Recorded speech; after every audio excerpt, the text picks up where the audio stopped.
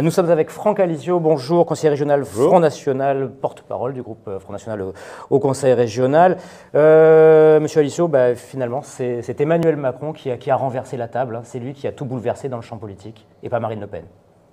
Oui, mon premier sentiment, c'est être inquiet pour l'avenir de mon pays.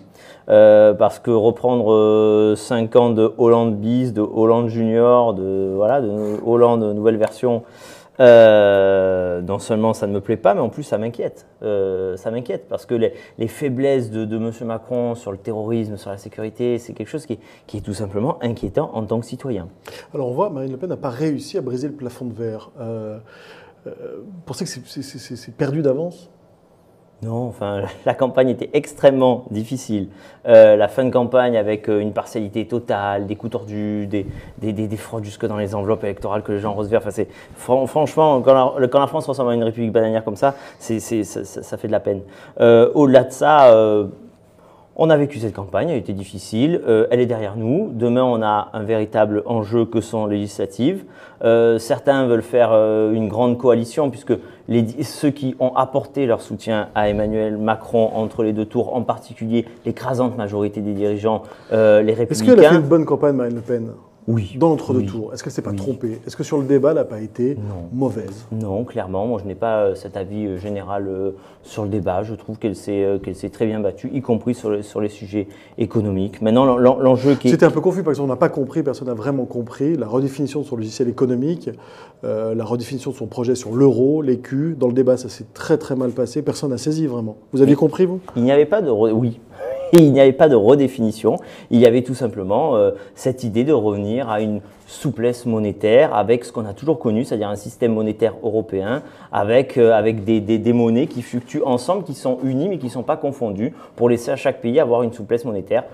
C'est clair et c'est ce que la France et l'Europe a connu pendant 20 ans. Marine Le Pen a dit ce soir qu'elle comptait transformer le Front National, qui peut-être même ne s'appellera plus le Front National, mais Union des Patriotes, si j'ai bien compris. C'était nécessaire, selon vous, de dépasser cette histoire ? Le Front, quoi qu'il arrive, est un rassemblement patriote et républicain. Un rassemblement, selon moi, d'une droite populaire, sociale, patriote, républicaine, qui a vocation à envoyer de véritables députés d'opposition qui mèneront une véritable opposition patriote républicaine face à une grande coalition aujourd'hui que l'on voit.